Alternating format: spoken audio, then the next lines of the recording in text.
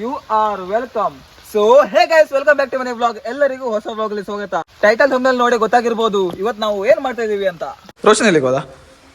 ರೋಷನಾ, ಏ ಒಂದು ಉಗ್ರ ಹೋರಾಟ ಉಂಟು. ಬಾಬಾ ಓಡ ಜಪ್ಪ. ನೋಡಿ, ನಾನು ಹೇಳ್ತಿದ್ನಲ್ಲ, ಇದೇ ರೋಡಿನ ಕಂಡೀಷನ್ ಯಾವ ತರ ಆಗಿದೆ ಅಂದ್ರೆ, ಗಾಡಿ ಹೋದ್ರೆ ಇಲ್ಲಿ ಜಾರ್ಕೊ ಬೀಳ್ತದೆ. ಅದಕ್ಕೆ ಇದನ್ನ ಈ ಥರ ಹಂಚಿನ ಓಡಾಕಿ ಸರಿ ಮಾಡಿದ್ದಾರೆ.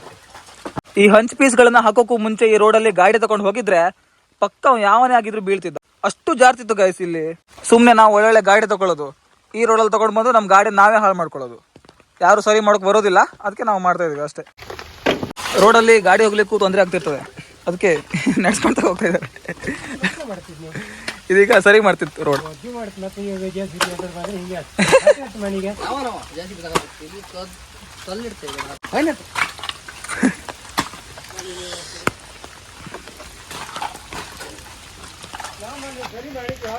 ಓಯ್ ಹಂಚೆಲ್ಲ ಹಾಕಿವನಿ ಅಂತ ಗಾಡಿಗೆಲ್ಲ ಹಂಚು ಹಿಡ್ಕೋದು. ಸೈಕಲ್ ಹಂಚಿತ್ತು ಅಲ್ಲೆಲ್ಲ ಹಾಕಿ ಅಷ್ಟೇ. ಸೂಪರ್. ಹೆಚ್ಚು ಕಡಿಮೆ ಈಗ 1 ಕೋಟಿ ಖರ್ಚಾಗುತ್ತೆ. ಈಗಾಗಲೇ ಈಗ 5 ಲಕ್ಷ ಖರ್ಚಾಯಿತು. ಯಾಕಂದರೆ ಹಿಂಗೆ ಕಾಲಲ್ಲಿ ದೂಡಿ ಸರಿ ಮಾಡುತ್ತಾ. ಒಂದು ಸತಿ ಹಿಂಗೆ ಕಾಲಲ್ಲಿ ದೂಡಿದ್ರೆ 5,000 ರೂಪಾಯಿ ಖರ್ಚಾಗ್ತದೆ. ನಿನ್ನೆಷ್ಟು ಖರ್ಚಾಯ್ತಾ? 1 ಕೋಟಿ ಖರ್ಚಾಯ್ತಾ ಈಗಾಗಲೇ? ಮತ್ತು ಇಲ್ಲಿಂದ ಅಲ್ಲಿವರೆಗೆ ರೋಡ್ ಮಾಡಬೇಕಲ್ಲ, ಈಗ ಎಂತ ಮಾಡೋದು? ಹಾಂ,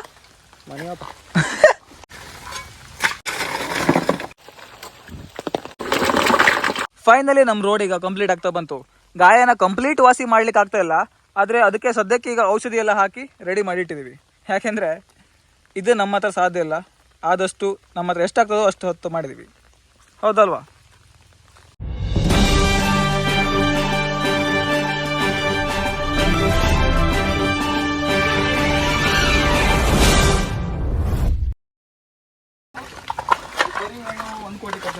ಸರ್, ನಾವು TV9 ಬಂದಿದ್ವಿ. ಒಂದು 5 ನಿಮಿಷ ಮಾತಾಡ್ಬೋದಾ?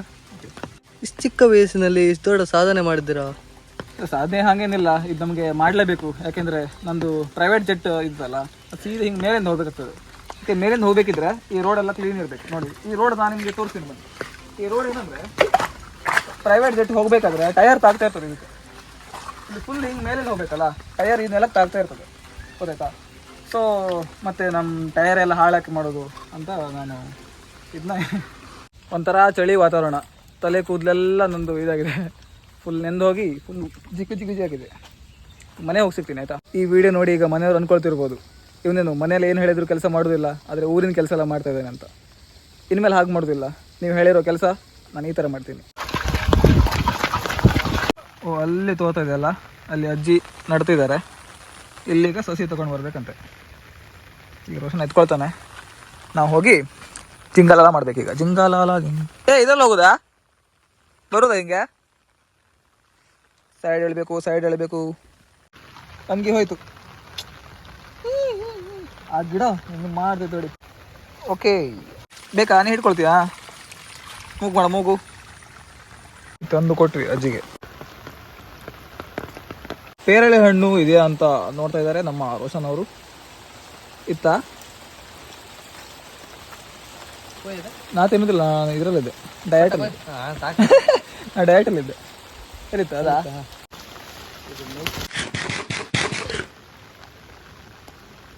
ನಾನು ಹೇಳೋದೇನೋ ಹೇಳಿಬಿಟ್ಟೆ, ಮನೇಲಿ ಕೆಲಸ ಹೇಳಿದರೆ ಓಡೋಗ್ತೀನಿ ಅಂತ.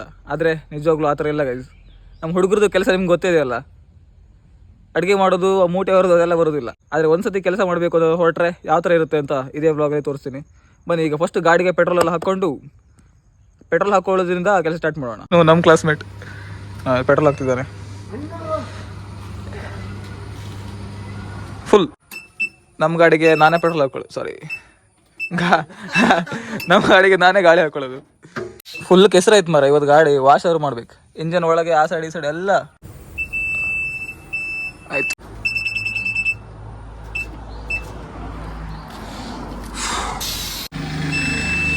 ಆಯ್ತು,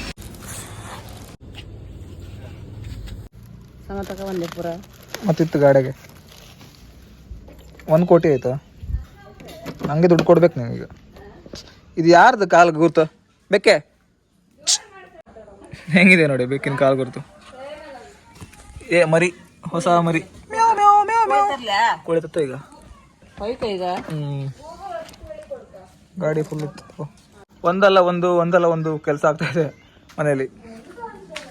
ಈಗ ನಾಯಿ ಗೂಡಿದೆಲ್ಲ ನಮ್ಮ ರಾಕಿದು, ಇದನ್ನೀಗ ಫುಲ್ ಹಿಂದೆ ಮಾಡಿ ಇಲ್ಲಿ ಹಾಕ್ತಾ ಇದ್ದಾರೆ. ಮೊದಲು ಇಲ್ಲಿತ್ತು, ಈಗ ಇಲ್ಲಿ ಹಾಕಿದ್ದಾರೆ. ಸಿಮೆಂಟ್ ಎಲ್ಲ ಹಾಕಿ ಜಿಂಗಲ್ ಎಲ್ಲ ಮಾಡ್ತಿದ್ದಾರೆ ಇವರು.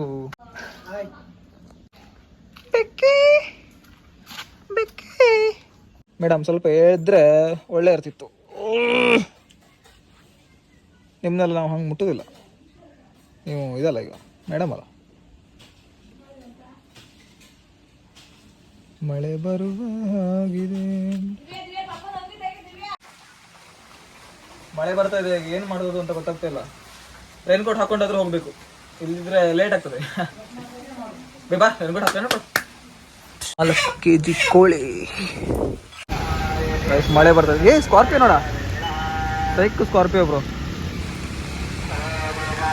ಮಳೆ ಎಲ್ಲ ಕಡೆ. ಜೆರಾಕ್ಸ್ ಅಂಗಡಿ ಎಲ್ಲ ಓಪನ್ ಇಲ್ಲ, ಏನು ಮಾಡೋದು ಈಗ? ಅಲ್ಲ, ರೋಡ್ ಮಾಡಿ ತುಂಬಾ ದುಡ್ಡು ಖರ್ಚಾಯ್ತಾ, 3.5 ಕೋಟಿ ದೇವು ಅಂತ.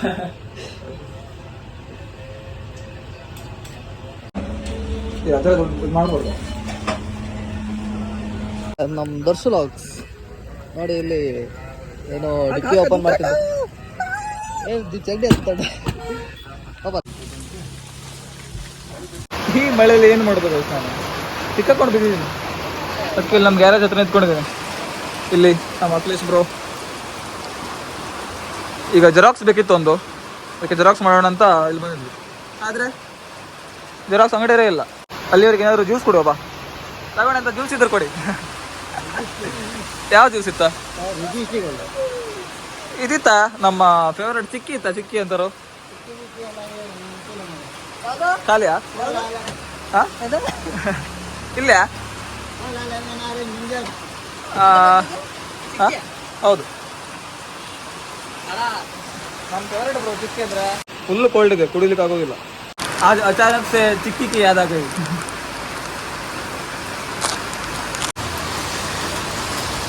ದುಡ್ಡಿದೆ ಈಗ. ಬಾರ, ಬ್ರೇಕ್ ಹೊತ್ಕೊಂಡು ಯಾರು ಓಡಿಸ್ರು ಗಾಡಿ. ಈಗ ಮತ್ತೆ ಗಾಡಿ ವಾಪಸ್ ಒಳಗೆ ತರ್ತಾ ಇದೀವಿ. ನಂಗೆ ಪಿಸ್ತೂಲ್ ಬೇಕು. ಎಷ್ಟದು ಪಿಸ್ತೂಲಿಗೆ? ಎಷ್ಟದು ಬೇಕಂದ್ರೆ ಬೇಕಷ್ಟು. ಹಾಂ ಬೇಕು ಅಂತೂ ಇಂತೂ ಒಂದು ಜೆರಾಕ್ಸ್ ಮಾಡಿ ಆಯಿತು. ನನಗೀಗ ಚಿಕ್ಕಿ ಬೇಕಂದ್ರೆ ಬೇಕಷ್ಟೇ. ಅದಕ್ಕೆ ಈಗ ಅಲ್ಲಿಂದ ಇಷ್ಟು ದೂರ ಬಂದ್ಕೊಂಡು ಈ ಅಂಗಡಿಗೆ ಚಿಕ್ಕಿ ತಲೆಗೆ ಬಂದಿದ್ದೀವಿ. No one can stop us.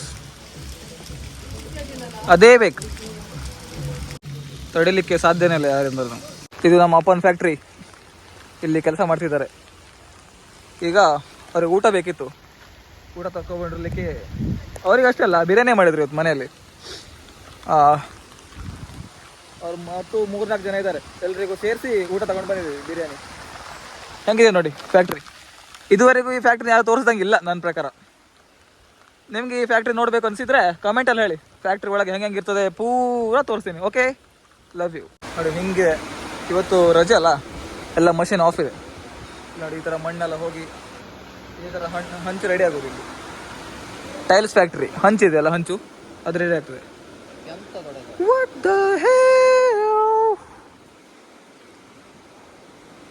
ನಿಮ್ಮ ಮನಸ್ಸಿದ್ದೆ ತೋರಿಸ್ತೀನಿ, ಬೇಡ ಅಂದರೆ ಬೇಡ.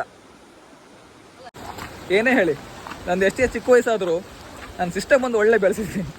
ಎಲ್ಲದು ಸಿಸ್ಟಮ್ ನಡೀತಾ ಇರ್ತದೆ, ಎಲ್ಲ ನಿಮ್ಮದೇ ಪ್ರೀತಿ. ಅಲ್ಲ, ನಾನು ಯೂಟ್ಯೂಬ್ ಸ್ಟಾರ್ಟ್ ಮಾಡೋಕ್ಕಿಂತ ಮುಂಚೆಯಿಂದನೂ ಸಿಸ್ಟಮ್ ನಡೀತಾ ಇರ್ತು. ಆದರೆ ಇತ್ತೀಚೆಗೆ ಸ್ವಲ್ಪ ಜಾಸ್ತಿ ಆಗಿದೆ. ಅದೆಲ್ಲ ಹೇಳೋದಿಲ್ಲ ಏನಂತ, ಹೋಗ್ತಾ ನಿಮಗೆ ಗೊತ್ತಾಗ್ತದೆ ಏನಂತ. ಯಾಕೆ ನಾನು ಈ ಬರೀ ಕೆಲಸ ಮಾಡೋದು ಆಗದೆ ಅಂದರೆ, ಆಮೇಲೆ ನಮ್ಮ ಮನೆಯಲ್ಲ ಹೇಳ್ಬೋದು, ಚಿಕ್ಕ ಮನೆ ಹೇಳ್ತಿರ್ತಾರೆ, ಏನು ಕೆಲಸ ಮಾಡೋದಿಲ್ಲ ಇವನು, ಏನು ಮಾಡ್ತಾ ಇರ್ತಾನೆ ಅಂತ. ಅವ್ರು ನೋಡಲಿ ಅಂತ ಈ ಬ್ಲಾಗಲ್ಲಿ ನಾನು ಫುಲ್ ಕೆಲಸ, ಏನಾದರೂ ಕೆಲಸ ಮಾಡ್ಲಿಕ್ಕೆ ಹೋದರೆ ಈ ಥರ ಇರುತ್ತೆ ಅಂತ ತೋರಿಸೋಣ ಅಂತ ಈ ಥರ ಹಾಕಿದ್ದೀನಿ. ಓಕೆ, ನೆನಪಿರಲಿ. ಫುಲ್ಲು ಒದ್ದೆಗಿದೆ ನೋಡಿ, I am full wet. So ಈಗ ಬ್ಲಾಗ್ನಲ್ಲೇ ಬ್ಲಾಗ್ನಲ್ಲೇ ಏನು ಮಾಡೋಣ, ಮುಂದಿನ ಬ್ಲಾಗಲ್ಲಿ ಸಿಗೋಣ. ನಿಮ್ಗೇನಾದರೂ ಬ್ಲಾಗ್ ಇಷ್ಟ ಆಗಿದ್ರೆ ಮಾತ್ರ ಸಬ್ಸ್ಕ್ರೈಬ್ ಮಾಡಿ, ಇಷ್ಟ ಆಗಿ ಇಲ್ಲದೆ ಇದ್ದರೆ ಒಂದು ಡಿಸ್ಲೈಕ್ ಕೊಡಿ. ಯಾಕೆಂದರೆ ನನಗೆ ಮತ್ತೆ ಮೋಟಿವೇಶನ್ ಬರಬೇಕು, ನಿಮಗೋಸ್ಕರ ಒಳ್ಳೊಳ್ಳೆ ಕಂಟೆಂಟ್ ತರಬೇಕು ಅಂತ. ಬಾಯ್ ಬಾಯ್.